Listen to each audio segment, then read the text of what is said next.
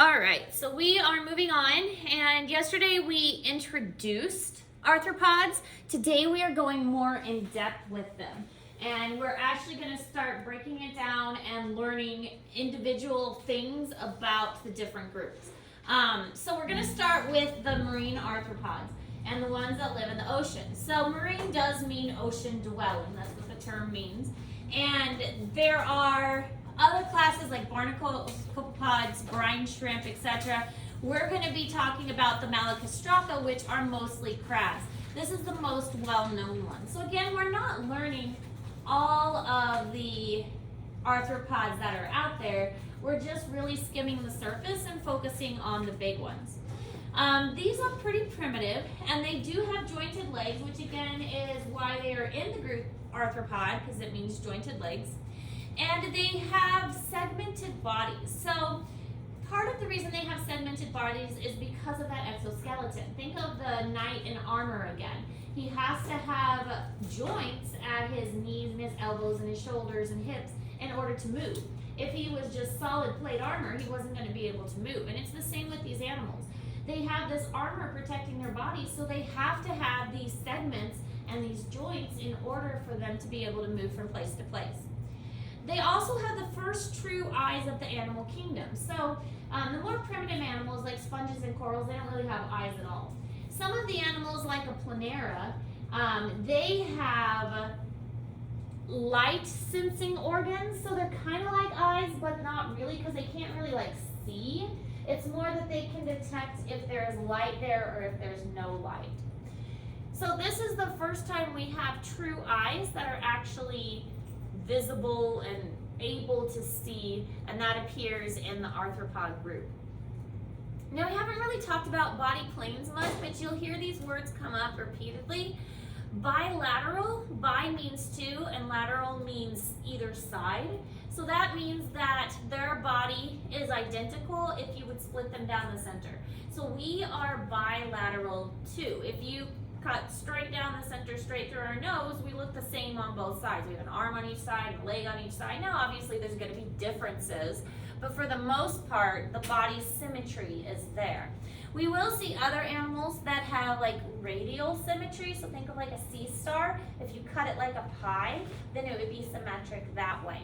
But it's not true for insects. Insects do not have that radial symmetry. They have bilateral symmetry, so that if you cut them in half, their two sides look the same.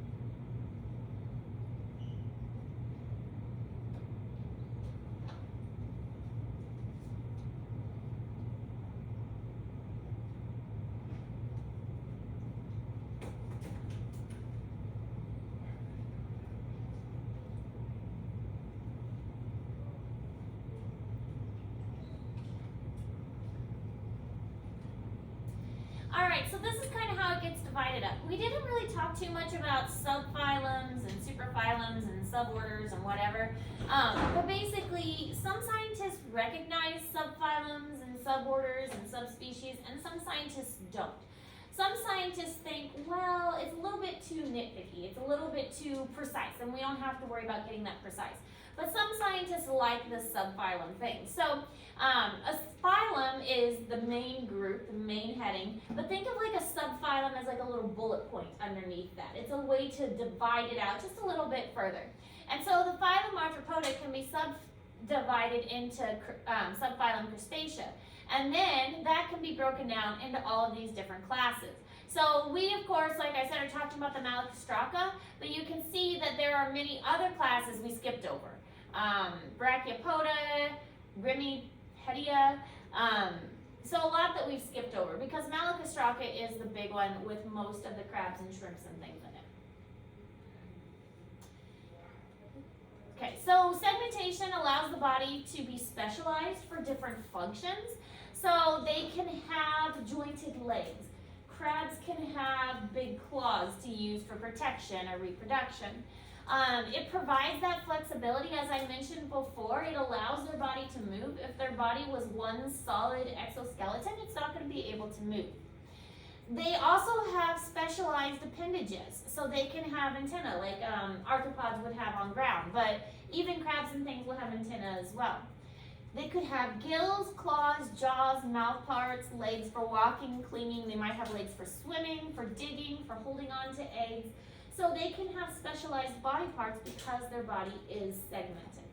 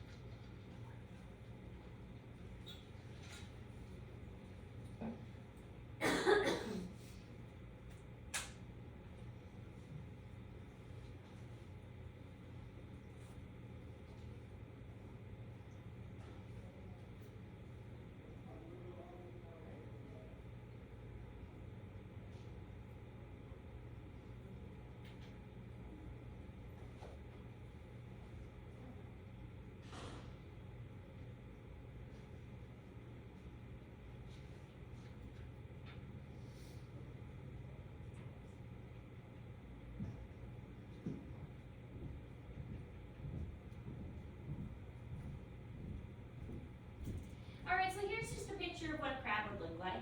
You can see all the different specialized structures that it has. It has a swimming leg toward the bottom, has the carapace, which is the hard protective outer covering.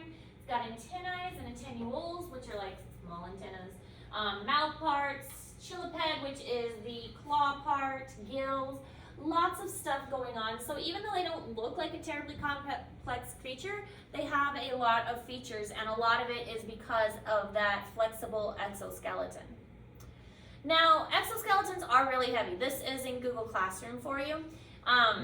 So because of their weight, it's difficult for arthropods or any type of animal that has an exoskeleton to grow to a really large size. However, they are capable of growing to this large size, especially if they live in water, because the water helps their buoyancy so they don't feel quite as heavy. So the largest type of arthropod is the Japanese spider crab, and then the smallest one is an eyelash mite. Yes? Is that actually like human crab size? Yes. We'll see a picture on the next slide that shows a real one. But the Japanese spider crab is huge. It's massive. And then the eyelash mite is super tiny. The eyelash mite actually lives in your eyelashes. You all have your own little eyelash mite. Pretty much everybody has one, at least one. But eyelash mites are just one of those symbiotic animals that we don't even know they're there, and it doesn't bother us, and everybody has one. So now you all know that you have little eyelash mite pets that you carry with you everywhere. They're actually a little bit creepy when you think about it, because we'll see on the next slide that they burrow into the eyelash and then their little butts stick out. So all you see are their little abdomens sticking out of the eyelash. Kind of weird. I thought we had a better picture. Okay, we're coming up to it. So anyway, other things about marine arthropods, they have something called an open circulatory system. Open circulatory versus closed. So first of all, have you ever seen a bug with red blood? Think about it. Well, I guess not, because I was thinking of those little like red bugs that you smash and it makes like the red, but I think it's just because they're red. Yeah. And then if you hit a mosquito, it's red, but why is that? Blood. Exactly. Insects don't have red blood. They have blood, but their blood is a yellowish greenish color. And so that makes more sense when you think of a bug splattered on your windshield, that they have a yellowish greenish color because that's the color of their blood. They have what's called an open circulatory system, which means that they do have a heart, but the way the heart pumps, instead of staying in vessels the whole time, it pumps the blood into the body cavity, and then the blood just kind of sloshes around in there. And then it will eventually return to the heart to be pumped again.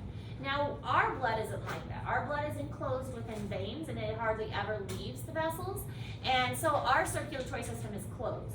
But some of these more primitive animals, especially insects, they have this open circulatory system where the blood just sloshes around inside, and then it eventually gets picked up by the heart again.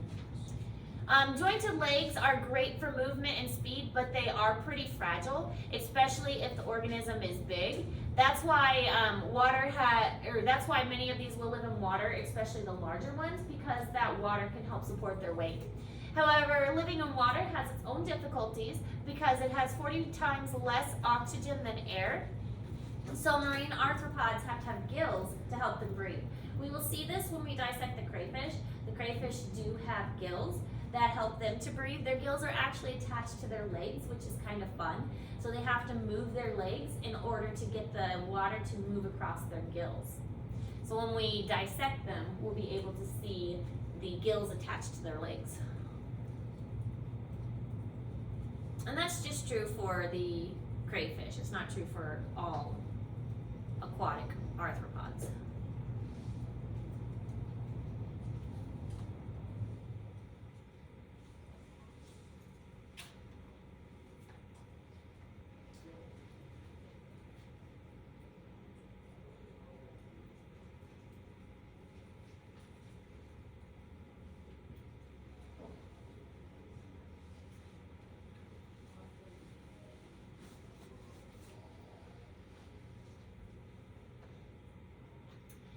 All right, now, these slides are important because with an animal unit, you are going to be responsible for some animal identification. So on a test, you may see a picture of one of these animals and you would be expected to know, okay, this is a horseshoe crab, this is a hermit crab. So these are provided for you in Google Classroom. So don't forget that resource is there in Google Classroom because each test from here on out will have an identification portion to it. So you need to make sure that you are going back to Google Classroom, you're looking at these pictures and you're comfortable with them because I've picked some of the major animals from these groups to represent the group as a whole. So here's the Japanese spider crab. Isn't he creepy looking? He's got little tiny pinchers, but it is actually quite large. Here's the fiddler crab. We already talked about that guy. He's the one with the very big pincher. Coconut crabs are also pretty massive. So they get quite large as well, but they are, again, mostly found in water. And so they don't come out that often. But this one of it on a trash can is good for comparison to see how big it really is. Lobsters you're familiar with, horseshoe crabs, and then hermit crabs you're familiar with as well. All right. So, cryptobiosis. Cryptobiosis is a state of suspended animation that some animals enter into when conditions are poor, like not enough water, too cold, things like that. It's kind of like, not necessarily hibernation, although hibernation is similar, but this is what happens to sea monkeys. So, we are actually going to grow some sea monkeys in a little bit because I bought sea monkeys. In a little bit, you mean like today we're gonna start. Well, we can't. We have to get the water ready. So we first have to set the water and then like let the water set for a while. But we will get it started today. And they take a couple days to hatch. So we'll see. We may not be able to put the eggs in until Monday and let the water set over the weekend. But basically what we'll be experiencing is cryptobiosis. And this is that these sea monkey eggs are in a state of like sleep. They're dehydrated. They're not going to wake up unless they are in the right conditions. And the right conditions is certain temperature and certain water, and this kit comes with the proper additive for the water that will help to wake them up. So when they get exposed to the right conditions, then they become active again and then they'll hatch. So it's kind of a neat experience to watch the little sea monkeys hatch, knowing that they could stay in that little packet forever and be just fine.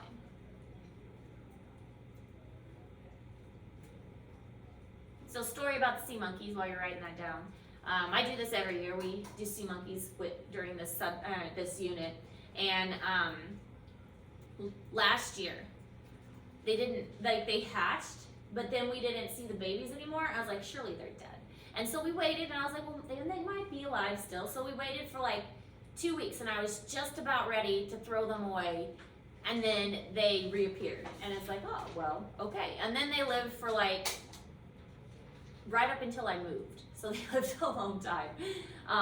So hopefully we have a good experience with the sea monkeys again, and we're able to have some hatch for us. All right, so this is what the sea monkeys look like. They kind of swim upside down like this. It's really kind of fun to watch. They do when they first start off as babies, they're super, super tiny and hard to see, and you have to look really close. But as they get bigger, you can see them pretty easily with just looking at them. But there are other kinds of these kinds of shrimp that are going to experience this cryptobiosis. This is the Sakura red cherry shrimp, and this is a krill. I'm sure you guys have heard of krill before. What animal eats krill? Tanya? Yeah, whales. So whales, especially the blue whale, they eat krill as their primary diet. Krills are tiny. The reason that such a large whale can survive on such a little organism is that they are pretty low on the food chain, the krill are. And the lower on the food chain, the more energy they actually have. The higher up you go on the food chain, by the time you get to like carnivores and like, you know, the main carnivores that are at the top of the food chain, they don't really have a lot of energy to give because the energy keeps getting lost each level up the food chain you go. So because krill are pretty far down on the food chain, they actually have quite a bit of energy that the whale uses. So that's why the whale is able to sustain its massive amount on such a small organism, is because you may not think about it, but they actually have a lot of energy to give. But these would be other ones that you would be responsible for identifying on the test. So this will be in Google Classroom, and any of these animals we talk about during these presentations could be asked on the test. All right, so that's all we're going over today. That's a lot of material. As I said, in a moment, we'll get, we'll at least get the water ready for the sea monkeys. I think it does have to sit like through the weekend, and we may not be able to put the eggs in until Monday, but we can at least get that going. Are there any questions about the material we went over today? Okay, so we're continuing to work on our insect presentation. We have decided that Friday will be presentation day, so you have time today to finish, or to continue, you're not going to finish today, to continue to work on your presentations, and we will also have more time next week. But presentations will be due Friday, and then we'll be presenting on Friday with that. Sound good? All right, get to work. If you have questions, let me know.